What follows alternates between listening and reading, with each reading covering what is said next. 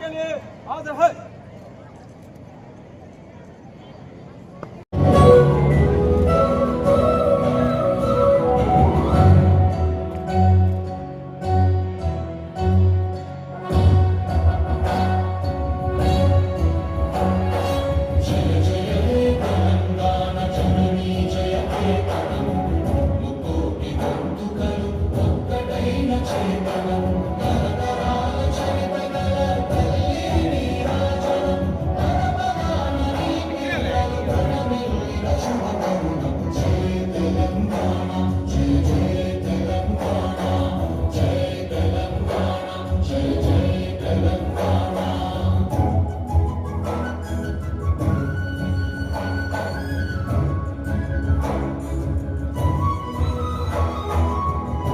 జెండా మొత్తం రావాలి కదా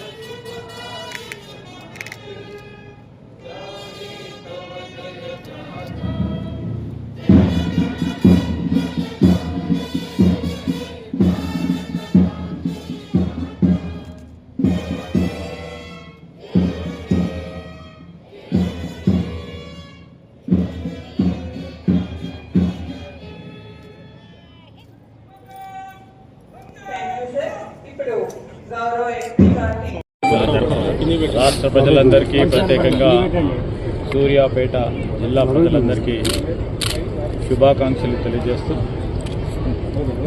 ముఖ్యమంత్రి రేవంత్ రెడ్డి గారి నేతృత్వంలో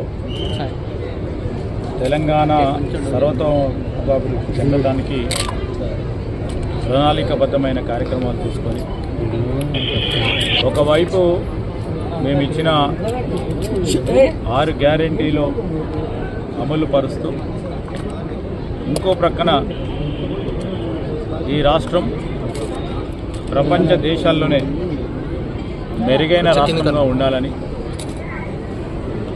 ఒక ప్రణాళిక సిద్ధం చేసుకొని ముందుకు పోతా ఉన్న తరుణంలో ఈరోజు రాష్ట్ర ప్రజానికానికి సంబంధించి ఎప్పుడూ ఎక్కడా లేని విధంగా ఒకవైపు యువత, ఇంకోవైపు రైతులు, ఇంకోవైపు కార్మికులు, ఇంకోవైపు సామాన్య ప్రజానికానికి సంబంధించిన సంక్షేమాన్ని ఆలోచన చేసి ముందుకెడుతుంది. గడిచిన సంవత్సరం మీద 8 నెలలు, ఈ 8 నెలల కాలంలో ఎప్పుడూ లేని విధంగా ప్రభుత్వ ఉద్యోగాల కల్పనే కానీ, రైతులకు సంబంధించిన సంక్షేమమే కానీ, ఈరోజు ప్రధానంగా ఒకవైపు మాకు విద్య, వైద్యం మాకు ప్రధానమైన అభివృద్ధి కార్యక్రమాలను ముందుకెళ్తా ఉన్న తరుణంలో మేము ఈరోజు ఇక్కడికి సూర్యాపేటకి రావటం ప్రభుత్వ ఆదేశానుసారం ఈరోజు తెలంగాణ సంబంధించి అమరవీరులకు, అదేవిధంగా ఆనాడు నైజాం ప్రభుత్వ నిరంకుశ పాలన నుంచి విముక్తి చెందటానికి కారకులైన అనేక మంది సాయుధ పోరాటంలో పాల్గొన్న మహనీయులను స్మరిస్తూ ఈ కార్యక్రమాన్ని కూడా నిర్వహించడం, అదేవిధంగా సూర్యాపేట ఉన్న ప్రత్యేకత కానీ, కీర్తి కానీ మొత్తం మన రాష్ట్రంలోనే కానీ దేశంలో కూడా కీర్తి చెందిన ప్రదేశం మాకు రావటం, ఇక్కడికి జెండా ఆవిష్కరణ చేయడం గొప్ప అవకాశంగా మేము ఆలోచిస్తున్నాం. 10 మంది ఎమ్మెల్యేలు మీ పార్టీలో ఉన్నారు సార్, వాళ్ళ పార్టీ ఇది తేల్చేది వారి వాదనలు గౌరవ స్పీకర్ గారు విన్న తర్వాత. ఎందుకంటే ఈరోజు వాద్యం కోర్టులో ఉంది, ప్రత్యేకంగా స్పీకర్ గారి పరిధిలో ఉన్న అంశం తొందరగానే తేలిపోతుంది. మరి వారు ఏం చెప్తా ఉన్నారో వారి అఫిడవిట్ల ద్వారా వారు తెలియజేయడం జరిగింది. మీరే చూస్తూ ఉన్నారు.